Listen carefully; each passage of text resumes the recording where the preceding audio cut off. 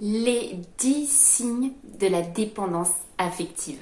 Bonjour à toutes et à tous et bienvenue sur ma chaîne Esther Valentin, votre coach spécialisé en vie sentimentale. Et aujourd'hui, on va voir 10 signes qui peuvent vous aider à détecter la dépendance affective. Donc ces 10 signes, on va les voir un à un. Vous allez pouvoir reconnaître ce qu'on peut déterminer comme comportements qui sont vraiment reliés à la dépendance affective. Déjà, je voulais vous dire que je vous ai mis un petit e-book dans la barre de description, donc n'hésitez pas à le télécharger, il est gratuit. Bienvenue sur cette chaîne si vous êtes nouveau, n'hésitez pas à vous abonner pour avoir tous les conseils sur la vie sentimentale que j'aborde ici. Et surtout, n'hésitez pas à liker cette vidéo, ça fait très plaisir de recevoir vos likes ainsi que vos commentaires. Donc, c'est 10 signes qu'on va retrouver de la dépendance affective. Le tout premier, en attaque directe, c'est l'incapacité à être seul. L'incapacité à être seul, ça veut dire que la relation de couple, c'est vraiment un but pour la personne dépendante affective pour être heureux. C'est son but. Elle ne visualise pas une vie sans relation amoureuse. Quand il y a vie sentimentale, il y a une implication dedans à 3000%. C'est vraiment un but de vie. Donc l'incapacité à être seul, c'est vraiment un des signaux forts de la dépendance affective. Un deuxième signe de la dépendance affective, c'est le besoin insatiable de plaire à l'autre. Quand je dis à l'autre, je dis au partenaire dans la vie de couple. Ça va être de tout faire pour plaire à l'autre, quitte à s'oublier, quitte à renier tout simplement ses propres besoins, ses propres envies, à vraiment perdre toute son authenticité, perdre ce qui fait que vous êtes vous, perdre ce qui fait que vous avez une personnalité, vous avez vos goûts, vous avez vos besoins, vous avez vos envies. On va les renier juste pour plaire à l'autre, juste pour vraiment correspondre à ce qu'il attend de nous, pour être sûr qu'on lui plaise. Attention à la dépendance affective, elle peut vraiment faire s'accrocher à une personne qui ne veut pas de vous. Tout simplement. Vous accrochez à quelqu'un qui ne vous correspond pas. Tout simplement parce que la dépendance est créée, il y a peut-être un début de relation, il y a peut-être eu une séduction qui s'est mise en place ou même une rupture et vous voyez que la relation est insatisfaisante, mais on va s'accrocher. Ça, c'est un signe de dépendance affective. C'est pas grave, tant pis si c'est pas du tout ce qu'on veut, tant pis si la personne ne propose pas de relation, il n'y a pas eu d'engagement, il n'y a pas eu de signe que l'autre il a vraiment envie de s'engager, mais c'est pas grave, on va y foncer, on veut mettre tout notre attachement sur cette personne, point. Le troisième signe, c'est s'emballer trop vite.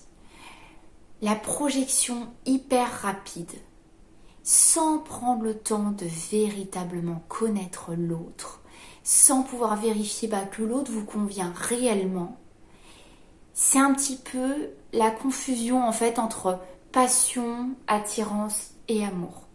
Donc, ça fait 3 semaines qu'on se connaît, 1 mois qu'on est peut-être en relation, mais bim, ça y est, on veut vivre ensemble, par exemple, on veut se parler tout le temps, vous en faites votre interlocuteur principal, vous vous projetez à fond avec cette personne, enfin voilà, ça s'emballer trop vite alors qu'il faut des mois, vraiment beaucoup de rendez-vous, il faut des événements de la vie divers et variés, que simplement le temps va apporter pour voir si vraiment au-delà de l'attirance première, il y a une connexion, il y a une compatibilité entre les personnes. La dépendance affective, elle fait en sorte que vous ne voulez même pas le temps d'avoir ça. Vous voulez vous engager dans la relation très vite pour l'établir, pour la poser, pour dire je suis en couple avec cette personne et ça va me rassurer. Tout simplement. Le quatrième signe de la dépendance affective, ça va être d'aimer l'autre démesurément. Et oui, il y a une juste mesure pour aimer. Ça va être le stade où on ne s'oublie pas. Donc quand je dis aimer démesurément, je vais déjà vous faire un petit panneau. Attention. Attention, l'attachement, c'est pas de l'amour. L'attachement est à différencier de l'amour sain. Je m'explique un peu plus. Aimer, c'est inconditionnel. Et la dépendance affective, elle a beaucoup d'attentes en fait qui sont tout à fait inconsciente, car la personne en dépendance affective n'a juste pas appris à aimer, n'a pas le savoir-faire en amour tout simplement. Et donc, la dépendance affective, elle va faire en sorte que vous aimez sous condition l'autre. Vu que vous avez beaucoup d'attentes inconscientes, parce qu'il n'y a pas les bons acquis pour connaître ce qui est véritablement l'amour sain, On va répondre à la dépendance affective si on est dépendant affectif et on va tout simplement se mettre à avoir plein d'attentes. Mais encore une fois, j'insiste, hein, ça peut être inconscient.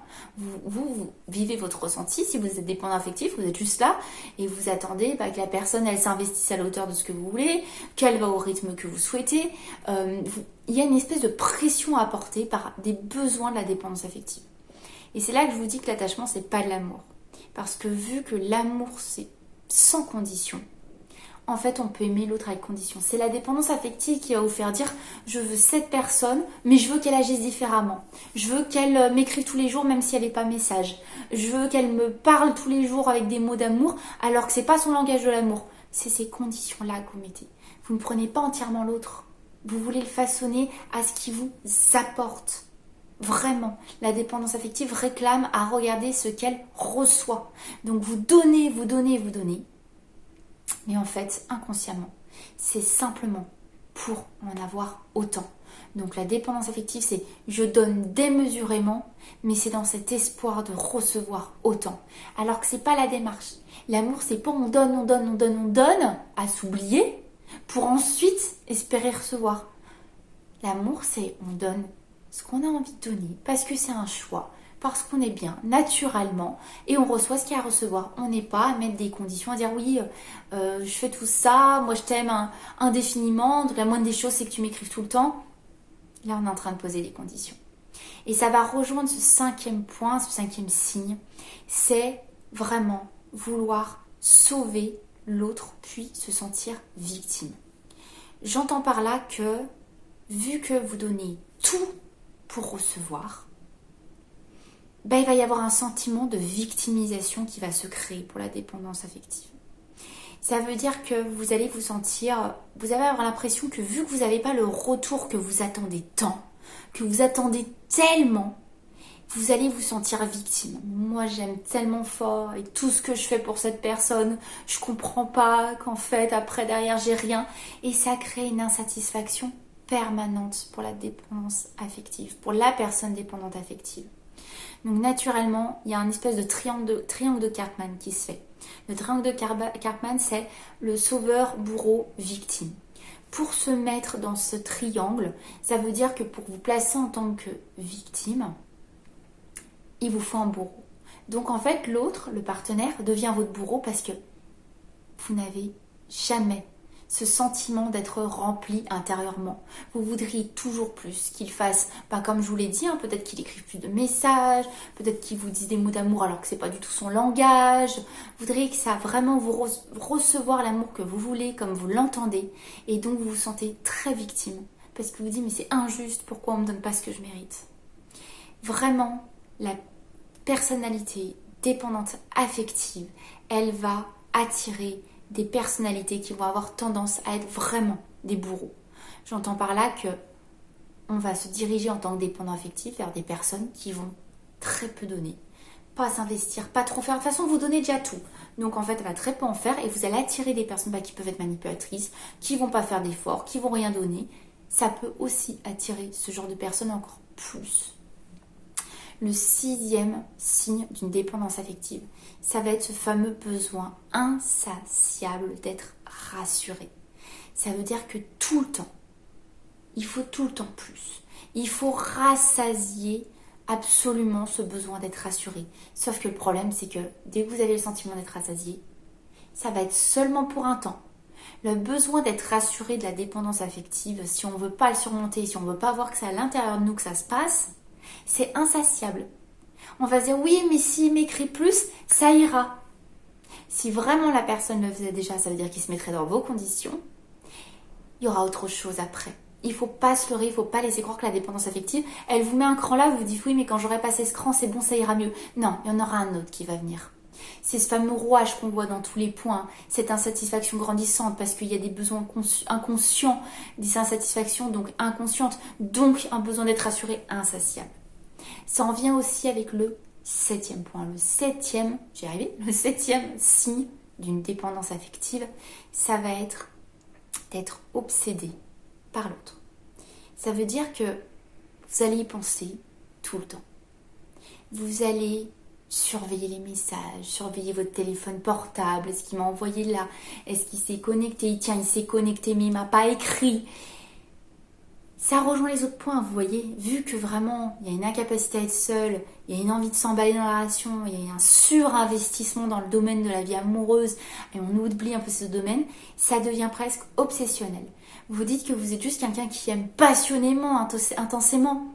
Non, l'amour, c'est pas forcément ça. L'amour, c'est pas ne penser qu'à ça. Vous pouvez aimer tout en ayant beaucoup d'énergie à tourner sur d'autres domaines de votre vie. Tout simplement et très sainement. Le 8e signe de la dépendance affective, ça va être, vous avez dû sûrement l'entendre, d'être jaloux et possessif. Alors non. La jalousie, c'est pas une preuve d'amour. C'est juste une preuve d'insécurité. Tout simplement. Donc, l'insécurité, c'est la peur d'être trahi constamment.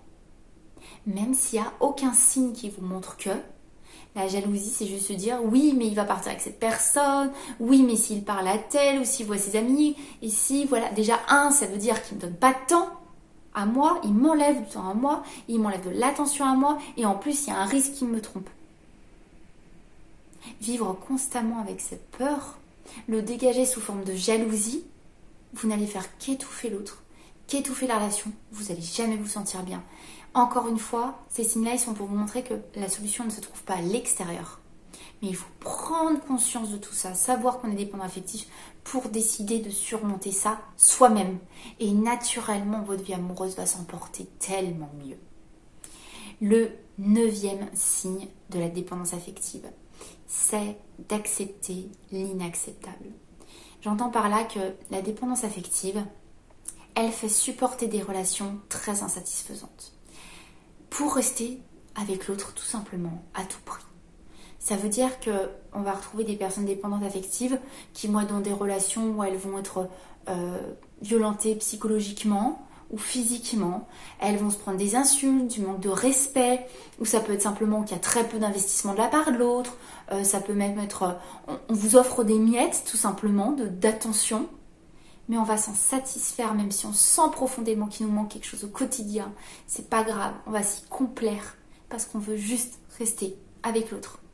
Même si en fait il y a un mal-être constant derrière, il n'y a pas tant de positif que ça, c'est pas grave. La dépendance affective, elle va vous y faire rester. Donc, vous voyez là au fur et à mesure que vous avez la dépendance affective qui vous fait tout simplement avoir des attentes inconscientes permanentes, mais en plus vous supportez insatisfaisant, là vous rentrez dans un rouage, un cercle vicieux qui est terrible. Là, le 10e signe de la dépendance affective. Après, je vous demanderai de faire attention à 3 petites choses pour vraiment compléter cette vidéo.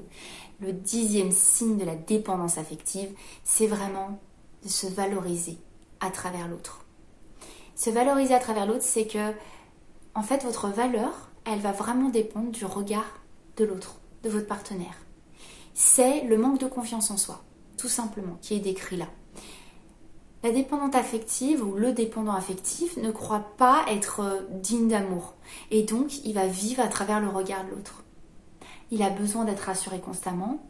Il va être jaloux constamment parce qu'il sait qu'il a besoin du regard de l'autre pour combler ce vide et ce manque de confiance en soi. Et ça, vous comprenez que c'est comme si en fait vous aviez un réservoir à l'intérieur de vous, mais que du moment que vous essayez de le compléter avec le regard de l'autre, c'est une passoire que vous essayez de remplir. Ça ne peut se remplir que si ça émane de vous. Donc je vais vous demander de faire attention à 3 petites choses maintenant. Maintenant qu'on a vu tous ces signes qui vous permettent de voir si vraiment vous vous reconnaissez dans certains points. Attention à l'attirance pour les personnes indisponibles émotionnellement ou les personnes en tout cas évitantes. Je parle de personnes évidentes, c'est des gens qui ne veulent pas s'engager, des personnes qui vous rejettent, des personnes vous êtes obligé de leur courir après, ils vous font miroiter une relation mais il n'y en a pas qui arrive, ou c'est clairement une personne qui vous dit écoute, je veux plus être en relation avec toi, je veux pas de ça, je veux pas de relation amoureuse, et de courir après, et d'être attiré par ces personnes très évitantes, très fuyantes, ou en tout cas qui veulent pas de conflit, qui veulent pas communiquer, pas s'engager. Ça, c'est la dépendance affective qui parle. Si vous vous considérez assez, vous n'irez jamais courir après une personne qui ne veut pas de vous. Ça peut piquer, on peut ressentir des sentiments, Mais naturellement, on va pas faire du mal comme ça, à se dévaloriser en courant après une personne qui rejette. La dépendance affective, elle fait courir après des gens qui rejettent, après des gens indisponibles émotionnellement, hein, peut-être même des fois en couple. Quand je dis indisponibles émotionnellement, c'est qu'ils sont pas prêts à s'engager émotionnellement dans une relation sérieuse à deux.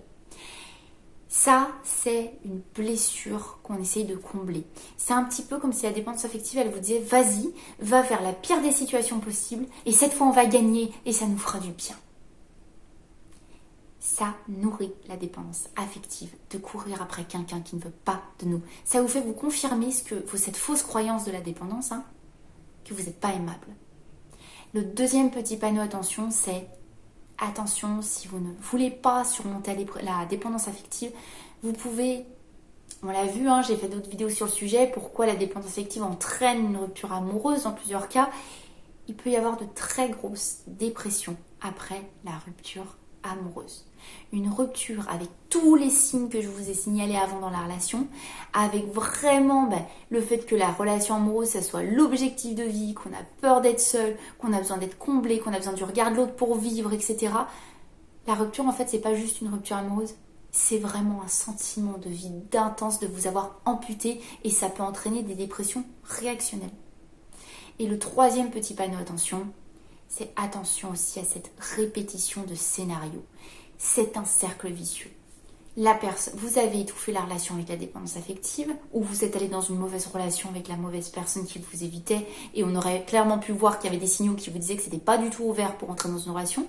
La personne vous quitte, ça vous fait dire que vous êtes bien abandonnable comme vous le suspectiez, parce que vous savez que la peur de la dépendance affective, c'est tout simplement une grosse peur de l'abandon qui vous fait agir et réagir de partout.